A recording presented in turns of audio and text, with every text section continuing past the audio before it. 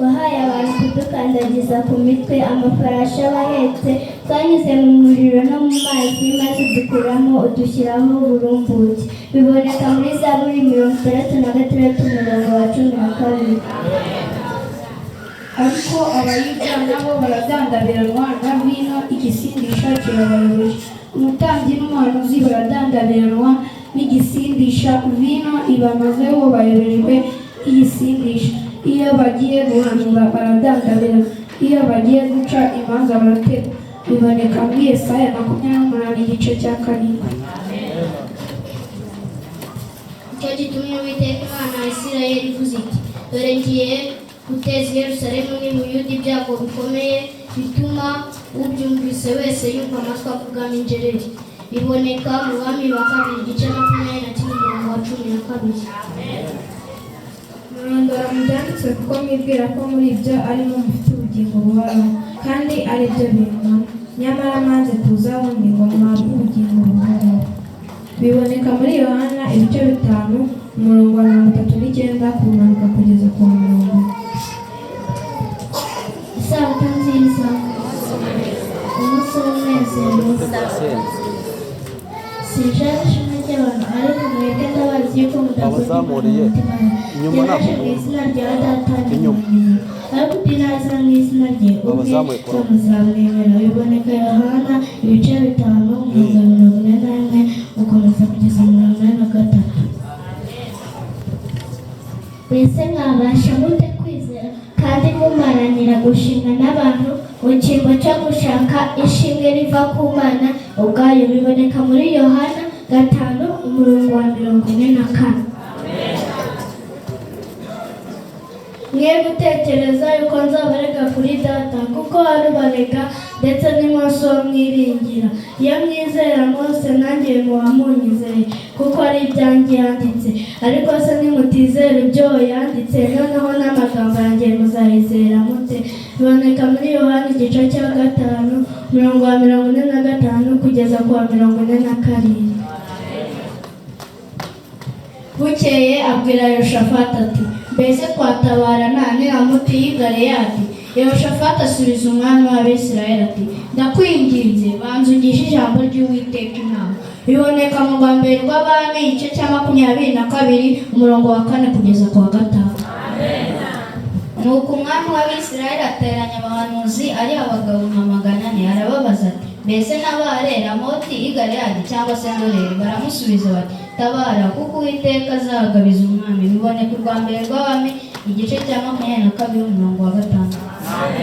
Ariko Yehoshafati arabaza ati, mbese nta wundi muhanuzi w'Uwiteka uri hano ngo tumubaze? Kiboneka mu rwa mbere rw'Abami igice cya 22 umurongo wa 7. Amen.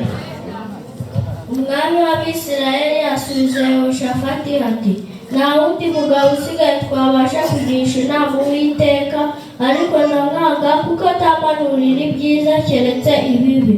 Uwo ni Mikaya mwene Imura. Yehoshafati asubiza umwami w'Abisirayeli ati, mwami wivuga utyo. Biboneka mu rwa mbere rw'Abami igice cya 22 umurongo wa 8. Abana banjye bagiye kubona umugati mu gitondo. Yebaba we, Imana ishimwe rwose. Ahubwo reka nzajye gutegura abana bajye ku ishuri. Mbega akazi kagoye, ako kazi kose nzakarangiza napanze, sinzi aho biri burangire. Reka ngende saa yine z'ijoro zise zigera, ngende madamu atanga ku mfunguro. Ikaribu. Uyu munsi ko watinze? Reka wari umunsi wa mbere n'abanje ndabipanga. None se ntabwo wari gukora vuba vuba ugataha kare? Bayihangane ejo nzaza kare. Yebaba we, dore saa yine zirageze. Se ubu ngubu ako kazi kawe taha saa yine, ejo uzatahe kare. Ntugataha kare ntabwo Nzaza kare ntukagire umujinya madamu. Reka mutegurire rero amazi yo koga.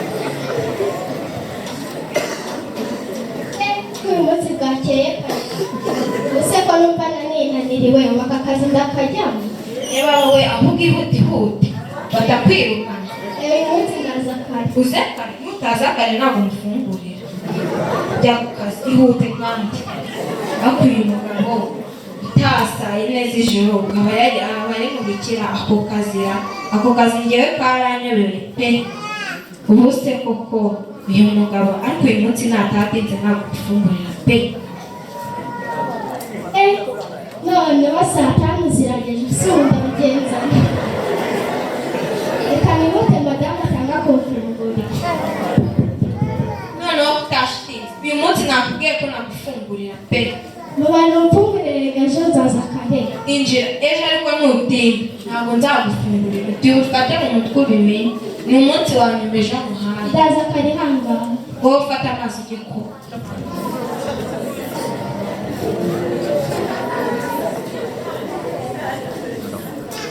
Ko muri iyi minsi hasigaye bucyakarera, se madamu we waryamiriye.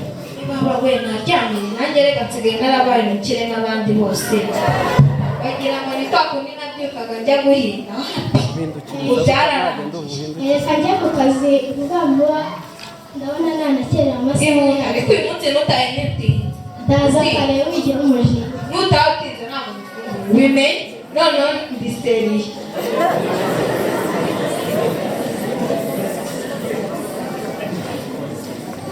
noneho ni kenshi kumva ndabigenza ntera noneho saa sita z'ijoro zirageze sinyira umujinya we none use ndabigenza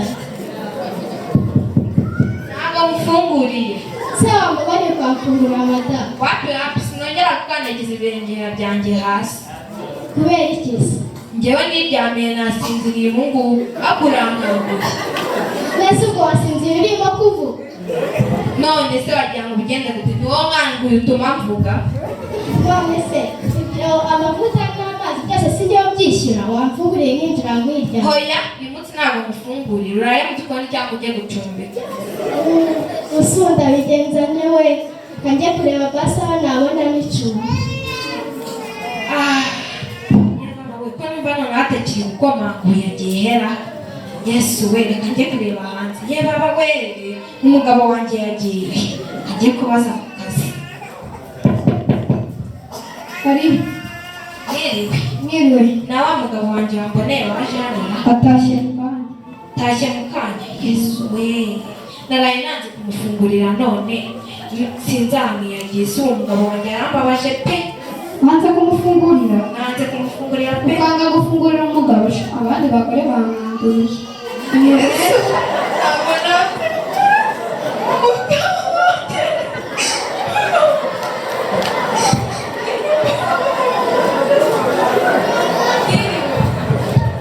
mwiriwe nta mugabo wanjye wabonye ntawe twigeze tubona yesu we umugabo wanjye naraye nanze kumufungurira none namubuze ubu ngiye kongera kuba umugati koko urasekeje wamwanditse nk'isano bagiye kureba bamwandura nk'isano baje kuriraho Yesu we utabibona umwana koko mukubwiye aho kumfasha kurushaho umugabo wanjye turareba isomo riri mu byahishuwe igice cya 3 umurongo wa 20 avuga ngo dore mpagaze ku rugi ndakoma umuntu niyumva ijwi ryanjye agakingura urugi nzinjira iwe dusangire none rero iyo umwuka wera akomanze ku rugi tukanga gufungura igikurikiraho ni inzara kuko umwuka wera ntabwo akomeza kubaho ngaho ugenda umukurikiye umushaka nk'uko twabibonye babikina Amosi 8:11 dore mu minsi izaza niko Uwiteka avuga zateza inzara mu gihugu izaba ari inzara y'ibyo kurya cyangwa inyota yo gushaka amazi ahubwo izaba ari iyo kumva amagambo y'Uwiteka ikirori nicyo gikurikiraho iyo mwuka w'Imana ashatse kuvugana n'imitima yacu tukanga gufungura imitima yacu hakurikiraho inzara Amosi 8:12 akavuga ngo kandi bazajarajara hakurikiraho ikindi kintu cyo kujarajara kubera yuko twagenje gute twanze gufungura mwuka w'Imana gavugane n'imitima yacu kandi mwuka w'Imana mu byahise uko twabibonye aravuga ngo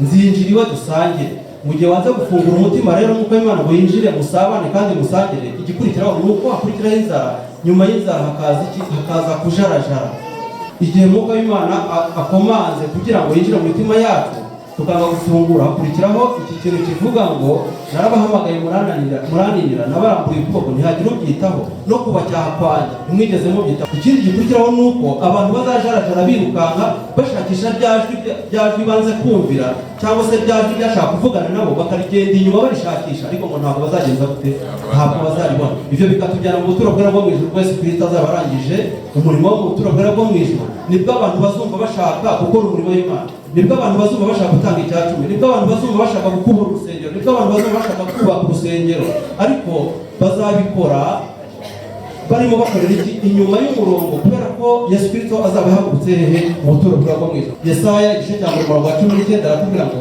nimwemera mukumvira muzarya ibyiza byo mu gihugu ibyo nibyo mbifuriza nanjye nifuriza mu izina rya Yesu amen.